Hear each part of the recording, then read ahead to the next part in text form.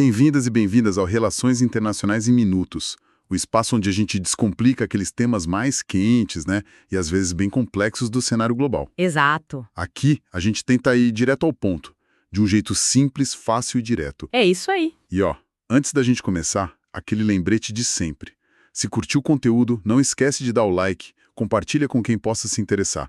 Ajuda muito a gente a continuar. Com certeza, a interação é super importante. Hoje, a gente vai mergulhar num campo do pensamento que, realmente mexe com as bases mais tradicionais das relações internacionais, a teoria crítica. Tema denso, mas fundamental. Pois é. Já pararam para pensar se o sistema internacional, sabe, com todas as suas regras, instituições, jogos de poder, se ele é neutro mesmo? Boa pergunta inicial. Ou será que ele foi, talvez, não com uma intenção clara de todo mundo, mas estruturalmente, sabe? Organizado para manter as coisas como estão, para beneficiar quem já está no topo. É uma suspeita que a teoria crítica levanta com força, né? E mais, quem é que tem a autoridade para dizer o que é uma ameaça global? Ou o que significa, de verdade, liberdade e segurança nesse palco mundial? Questões espinhosas. Então, nossa análise hoje vai ser dedicada a explorar justamente essa abordagem. Uma perspectiva que não quer só descrever como o mundo funciona, mas que busca ativamente entender e desafiar as estruturas de poder que moldam tudo isso. Exatamente. Uma teoria com um objetivo claro. Uma teoria que coloca no centro a ideia de emancipação, a libertação de povos, de indivíduos e até de discursos que podem estar, digamos, aprisionados por uma visão dominante. Então, bora tentar desempacotar isso. Vamos lá. Para começar, de onde vem essa teoria crítica nas relações internacionais? Ela não surgiu do nada, imagino. Tem raízes, né? Com certeza não surgiu do nada. As raízes intelectuais são bem profundas. Em parte, ela se conecta muito com a chamada Escola de Frankfurt. Ah, a Escola de Frankfurt. Pessoal importante do século XX. Sim, muito. Foi um grupo super influente de pensadores, né? Eles foram pioneiros em analisar como a cultura, a ideologia, as estruturas sociais podem ser usadas para manter relações de poder. Eles questionaram a fundo a sociedade capitalista. Entendi. E essa veia questionadora, essa crítica radical, foi depois adaptada, trazida para pensar as dinâmicas internacionais também. Faz sentido. E quando a gente foca na teoria crítica nas relações internacionais, tem nomes que a gente precisa conhecer para entender como isso aconteceu? Tem sim. Alguns nomes são chave para entender a formação dela no campo das RIs. Pensadores como Robert Cox e Andrew Linklater, por exemplo. São figuras centrais. Cox e Linklater. Isso. Eles foram, assim, fundamentais para aplicar essa lente crítica na análise das relações entre estados, organizações internacionais e outras forças globais. Foram eles que realmente trouxeram essa discussão para dentro da disciplina. E qual é a grande sacada? O que tem de tão diferente nessa abordagem? Olha, o que é fascinante aqui, e talvez o ponto de partida mais radical, é a rejeição total da ideia de neutralidade teórica. Neutralidade teórica. Tipo, a ideia de que a teoria só descreve a realidade sem tomar partido? Exatamente isso. A teoria crítica argumenta que toda teoria, mesmo que não admita, ela serve a um propósito político. Não existe essa posição isenta, neutra. Ou seja, Ou uma teoria, consciente ou inconscientemente, reforça e legitima a ordem que está aí, as estruturas de poder como elas são. Ou ela adota uma postura de desafio, de questionamento dessa mesma ordem. uau, isso é forte.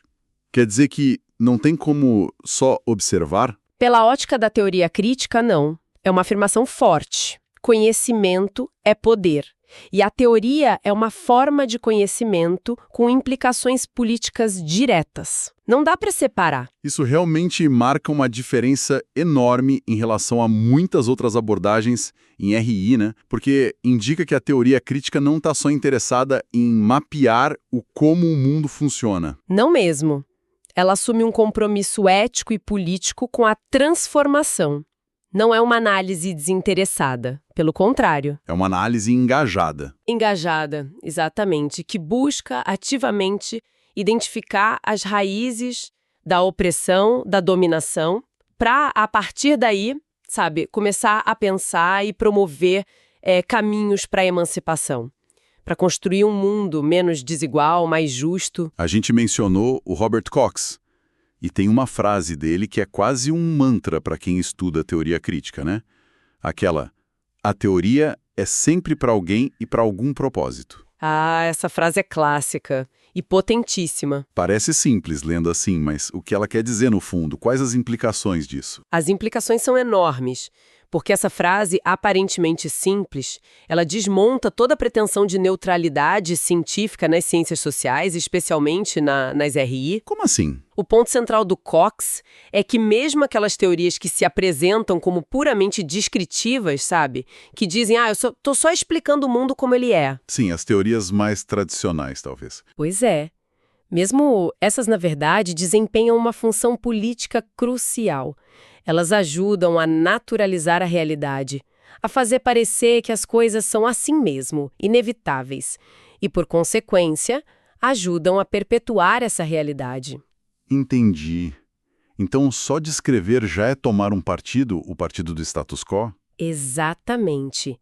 O insight fundamental não é só que a teoria tem um propósito, mas que até mesmo a alegação de neutralidade é um ato político. Na prática, acaba endossando o status quo às estruturas existentes. Se a gente conecta isso com o cenário geral das relações internacionais, nossa, é bem provocador.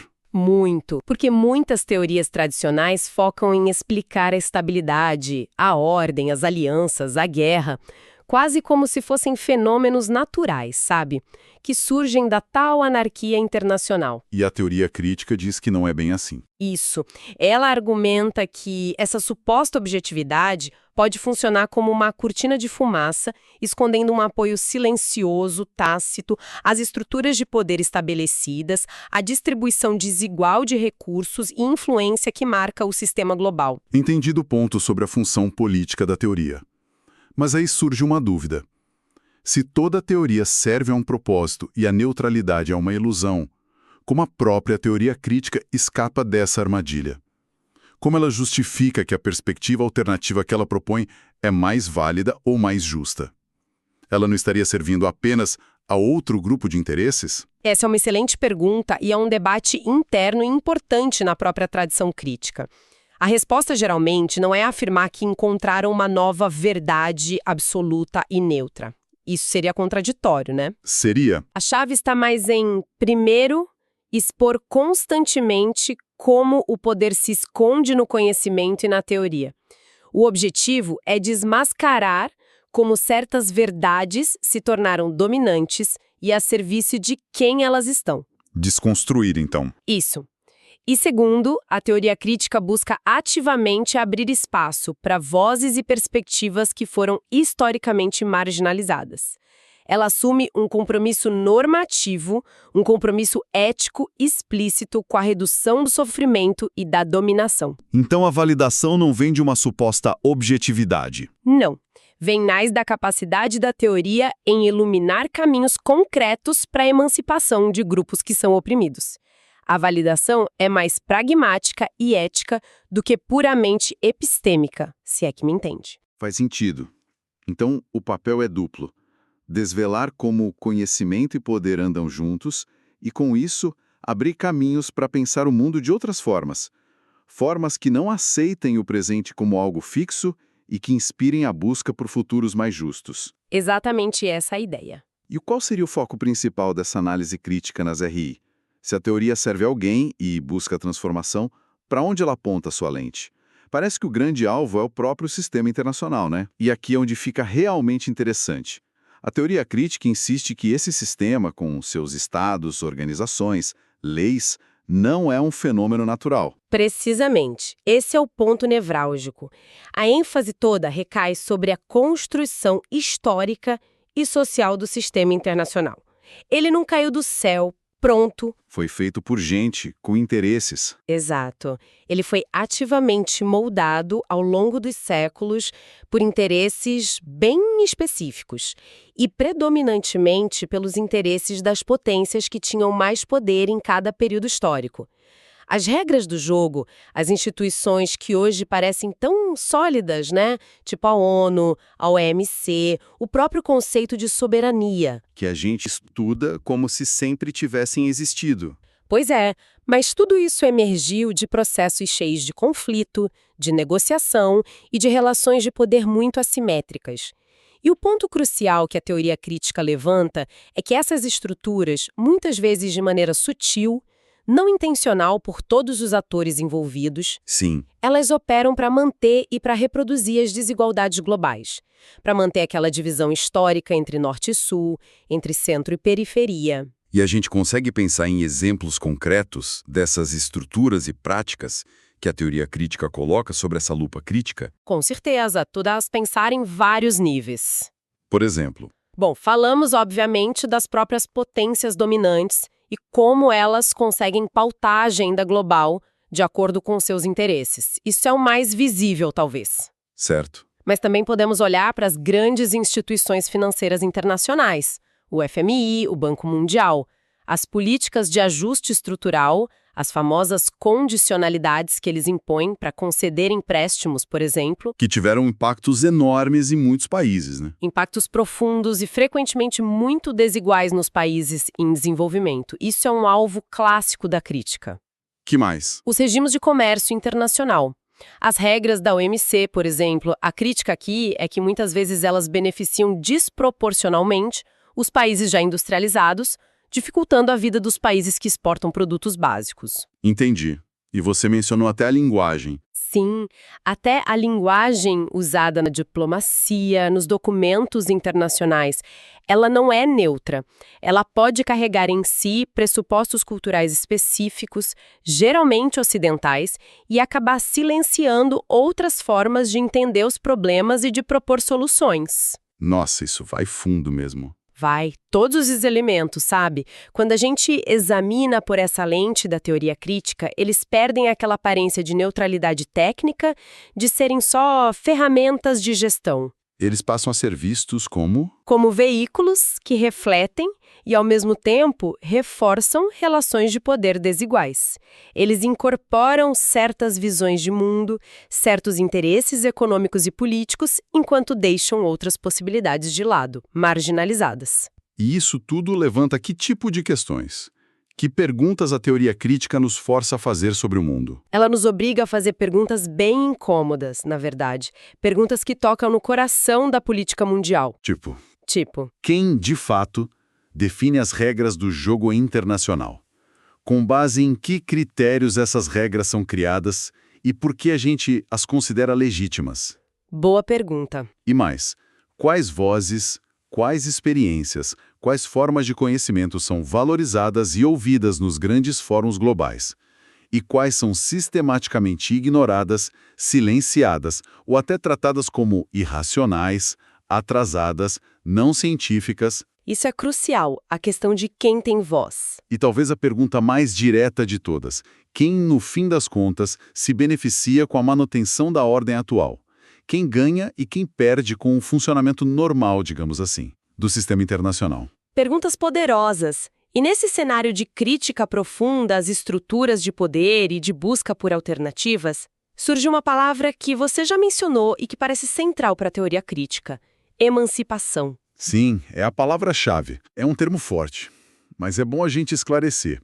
Quando se fala em emancipação aqui, não estamos falando necessariamente de propor uma revolução violenta, uma ruptura total e imediata com tudo, certo? Embora talvez alguns teóricos possam ir por aí. Certo, é importante matizar isso. A emancipação, no contexto da teoria crítica em RI, é frequentemente entendida de uma forma mais ampla, mais processual. Como assim? É vista como um esforço contínuo, progressivo, para libertar indivíduos e grupos das diversas formas de opressão que são estruturais, ou seja, que estão embutidas nas próprias instituições, nas normas sociais, políticas, econômicas. Entendi. Não é só tirar um governo, é mudar a estrutura. Exatamente. Trata-se de superar as barreiras que impedem pessoas, comunidades ou até povos inteiros de florescerem, de exercerem sua autonomia, de viverem com dignidade. É um horizonte, um processo. E a gente consegue visualizar exemplos concretos dessa busca por emancipação no mundo hoje. Com certeza. Pensemos, por exemplo, na luta contínua de povos que sofreram com o colonialismo. A busca deles por uma autodeterminação real que vá além da independência política formal, sabe? Sim. Que busca superar as heranças econômicas e culturais da dominação. Isso é um processo emancipatório, claro. Outros exemplos. A busca por emancipação de grupos sociais que são marginalizados ou minorias étnicas, religiosas, refugiados, povos indígenas, mulheres, comunidades LGBTQIA+, grupos cujas necessidades e direitos são frequentemente ignorados ou violados, tanto dentro dos seus países quanto nas relações internacionais. A luta por reconhecimento e direitos. Exato. E também a luta pelo reconhecimento de identidades e culturas não ocidentais, que são frequentemente silenciadas por uma perspectiva global que ainda é muito eurocêntrica, muito centrada no norte global. Isso nos leva a temas específicos que a teoria crítica parece iluminar com uma intensidade particular. Você mencionou antes, por exemplo, o neocolonialismo. Poderia detalhar um pouco mais como a teoria crítica enxerga isso hoje? Porque colônias formalmente quase não existem mais. Verdade. O neocolonialismo, sob essa ótica crítica, se refere justamente às formas mais sutis, mas nem por isso menos eficazes, de controle e influência que as antigas potências coloniais, ou mesmo novas potências globais, exercem sobre países que são, no papel, independentes. E como se dá esse controle sutil? De várias formas. Pode ser através da dívida externa, que cria uma dependência enorme. Pode ser por meio de acordos comerciais que são claramente desvantajosos para o país mais fraco. Pode ser pela imposição de modelos de desenvolvimento que não servem à população local, mas a interesses externos. Influência cultural também? Sim, muito. Através da mídia, da educação, da promoção de certos valores como universais, ou até mesmo pela pressão política direta ou indireta em organismos internacionais. É uma dominação que não precisa mais da bandeira fincada no território, sabe?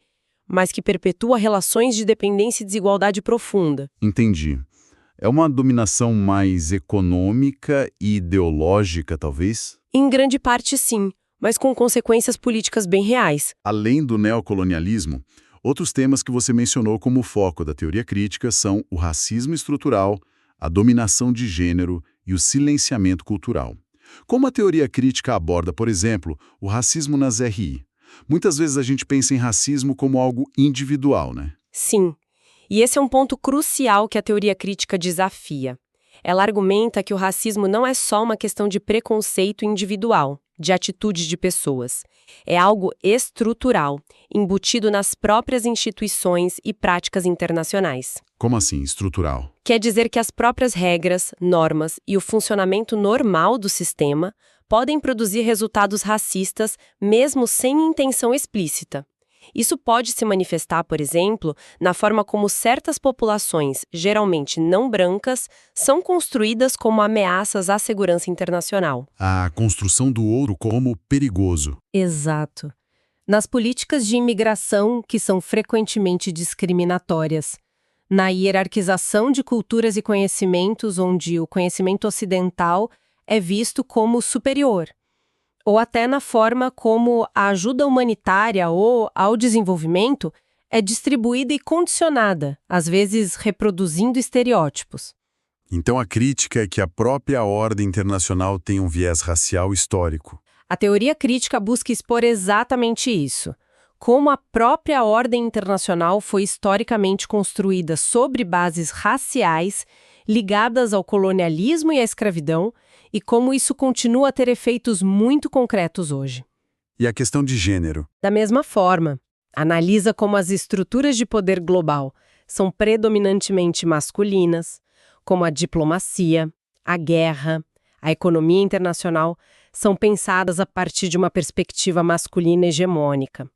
E como isso molda as prioridades e políticas, marginalizando questões cruciais para as mulheres e outras identidades de gênero. E o silenciamento cultural que você mencionou? É a denúncia de como visões de mundo, filosofias, formas de organização social que não são ocidentais são frequentemente desconsideradas, vistas como primitivas ou irrelevantes para os grandes debates globais.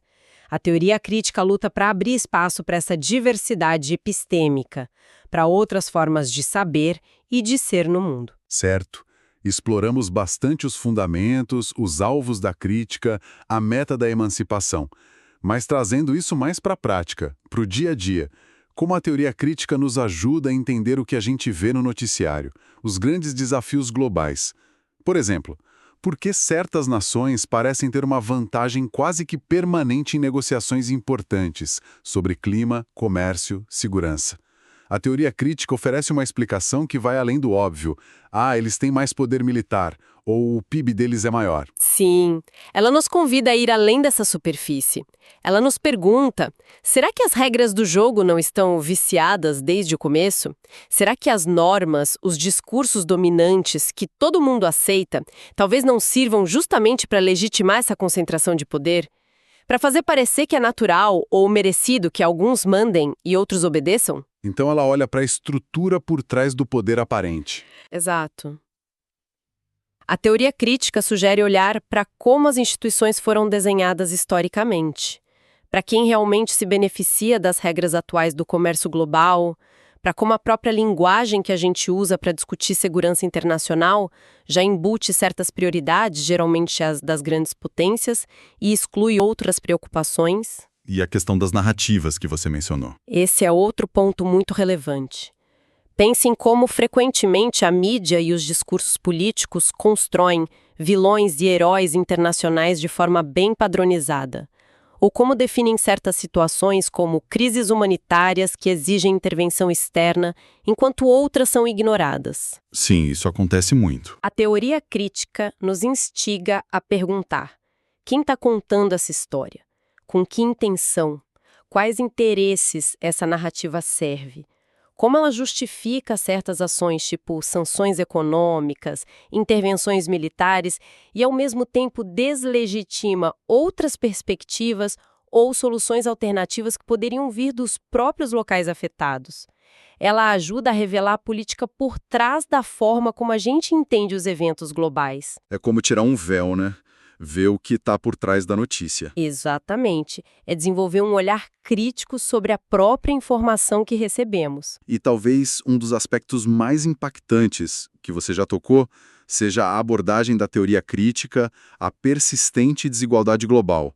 A gente vive num mundo com declarações universais de direitos humanos, com inúmeras ONGs trabalhando com o desenvolvimento, com discursos constantes dos líderes sobre erradicar a pobreza. Sim, o discurso é onipresente. No entanto, a distância entre ricos e pobres, entre o norte e o sul global, continua abissal. Parece que não muda de verdade. Como a teoria crítica explica essa persistência, para além de fatores conjunturais ou da falta de vontade política? Ela oferece ferramentas para analisar justamente as estruturas econômicas, políticas e até ideológicas que sustentam essa desigualdade de forma sistêmica, sabe? Que a tornam tão difícil de superar. Que tipo de estruturas? Ela questiona, por exemplo, se o próprio modelo de desenvolvimento que é promovido globalmente, focado em crescimento do PIB, abertura de mercados, integração na economia mundial nos termos atuais, não estaria, na verdade, aprofundando certas dependências e vulnerabilidades para os países mais pobres. Em vez de ajudar, poderia estar atrapalhando em certo sentido. Favorecer países que exportam matérias-primas e importam tecnologia. A questão dos termos de troca desiguais. Exato. Analisa como a dívida externa funciona como um mecanismo poderoso de controle político e econômico sobre os países endividados. Em suma, a teoria crítica vai além das soluções paliativas, tipo mais ajuda ou mais caridade. Ela questiona a lógica fundamental do sistema que parece gerar e regenerar a desigualdade, mesmo quando declara que está combatendo-a. Entendi. Ela foca nas causas profundas, estruturais. Exatamente, nas raízes do problema. Claro, uma teoria tão questionadora, tão ambiciosa assim, não passaria sem receber críticas também, né? Quais são as principais críticas ou limitações que costumam ser apontadas em relação à teoria crítica nas relações internacionais? É importante a gente considerar essas contestações para ter uma visão mais equilibrada. Sem dúvida. Nenhuma teoria perfeita está imune a críticas e a teoria crítica tem as suas. Uma crítica bastante frequente é que ela é excelente em diagnosticar os problemas, em desconstruir argumentos e em criticar o status quo. Sim, isso ficou claro. Mas seria menos eficaz em oferecer propostas concretas, soluções práticas ou modelos alternativos que sejam detalhados e principalmente viáveis para os dilemas internacionais complexos que ela mesma identifica. A acusação seria de ser muito boa na crítica, mas fraca na proposição? É um pouco por aí. A acusação é de ser mais forte na demolição do que na construção de alternativas realistas e implementáveis no mundo como ele é. Alguns dizem que falta um programa positivo mais claro. Entendi. Que outras críticas aparecem? Outra crítica recorrente mira a linguagem. Muitos textos que são seminais, fundadores da teoria crítica, são conhecidos por serem bem densos. O academicês. Exato. Repletos de jargões filosóficos, sociológicos, o que acaba tornando o acesso difícil para um público mais amplo. Isso inclui diplomatas, ativistas ou mesmo estudantes que poderiam se beneficiar das ideias, mas se sentem intimidados pela linguagem. Então a comunicação seria um problema. Argumenta-se que, por vezes, a comunicação não é clara ou direta o suficiente para realmente influenciar os debates fora da bolha acadêmica, que ela acaba falando muito para si mesma. Faz sentido. E tem mais alguma crítica importante? Sim, há também quem aponte um possível ponto cego, ou talvez uma tensão interna na teoria. Ao focar tanto na contestação, na mudança radical, na necessidade de superar a ordem existente, Que é o cerne da teoria. a teoria crítica poderia, em algumas de suas vertentes, acabar subestimando a importância da ordem, da estabilidade e da segurança, mesmo que sejam ordens imperfeitas, para o funcionamento das relações internacionais e para a própria vida cotidiana das pessoas. Tipo, criticar a ordem é fácil, mas o que colocar no lugar? E o caos no meio do caminho? Exatamente. Criticar a ordem é vital, mas a alternativa ao status quo não pode ser só o caos ou a desordem total. E talvez a teoria nem sempre dê a devida atenção a como construir uma nova ordem que seja ao mesmo tempo mais justa e também funcional, que garanta um mínimo de previsibilidade e segurança. São pontos bem relevantes para a gente ponderar, né? A questão da aplicabilidade, da linguagem, do equilíbrio entre crítica e ordem. Com certeza. São debates importantes dentro e fora da própria corrente crítica. Contudo, mesmo levando em conta essas críticas que, como você disse, alimentam um debate saudável e necessário, parece inegável o papel vital que a teoria crítica cumpre no estudo das RI. Assim, apesar das críticas, a contribuição é inegável. Talvez a maior contribuição dela seja justamente essa: funcionar como um antídoto contra o conformismo intelectual, contra aceitar as coisas como elas são. Exato. Ela desafia o pensamento dominante. Ela força analistas, estudantes e, quem sabe, até decisores políticos a questionar aquilo que normalmente é aceito como natural, como inevitável, como sempre foi assim. Ela nos obriga a pensar criticamente sobre o poder em suas múltiplas formas, mesmo as mais sutis. Esse papel de consciência crítica da disciplina é fundamental. Então, para a gente ir sintetizando essa nossa conversa de hoje, a mensagem central que a teoria crítica nos deixa é bem contundente, né? Qual seria, na sua visão? Que não basta a gente só descrever o mundo como ele se apresenta. É essencial, é urgente, a gente investigar quem moldou o mundo dessa maneira. Quais processos históricos, quais relações de poder sustentam a configuração atual que a gente vê. Concordo. Ir além da aparência. E, acima de tudo, questionar sempre a quem essa configuração serve, quais interesses ela promove e quais ela silencia ou prejudica ativamente. Perfeito. Essa é a essência do questionamento crítico. Isso tudo que a gente conversou nos conduz a uma reflexão final, acho. Um pensamento para quem nos ouviu levar para casa, para continuar matutando. Manda aí. Forma genuína por dentro, sabe?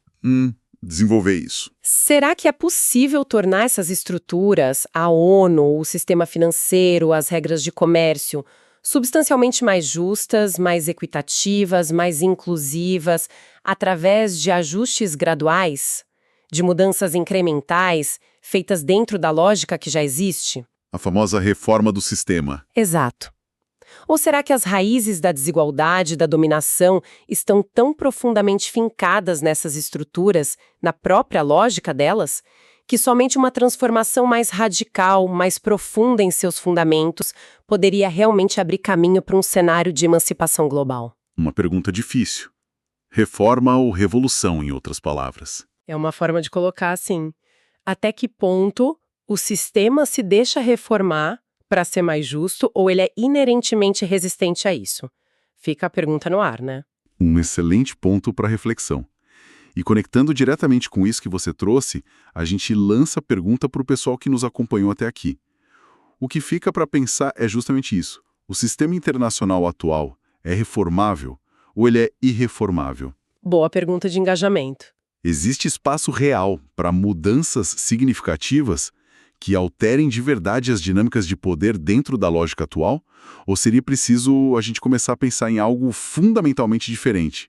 Uma outra forma de organizar as relações globais. Queremos ouvir as opiniões. Queremos muito saber o que vocês pensam. Deixem seus comentários aqui embaixo com suas ideias, suas reflexões sobre essa questão que é super complexa. E claro, se essa nossa conversa sobre a teoria crítica trouxe novas perspectivas para você, te fez pensar diferente, Deixa o like. isso. Não deixe de curtir o episódio e compartilhar com quem mais possa se interessar por entender o mundo de uma forma mais crítica, mais profunda. Ajuda a espalhar a discussão. Exato. E na próxima vez, a gente continua nossa exploração das teorias de RI, mergulhando em outra perspectiva que também é igualmente desafiadora e crucial. Qual será o tema? Vamos discutir o feminismo nas relações internacionais. Vamos analisar as dimensões de gênero, de poder e a invisibilidade de certas experiências e vozes no cenário global. Outro tema fundamental. Importantíssimo. Com certeza estarei aqui. Então é isso. Muito obrigado pela companhia em mais este Relações Internacionais em Minutos. Obrigada também, foi ótimo conversar. Até a próxima, pessoal.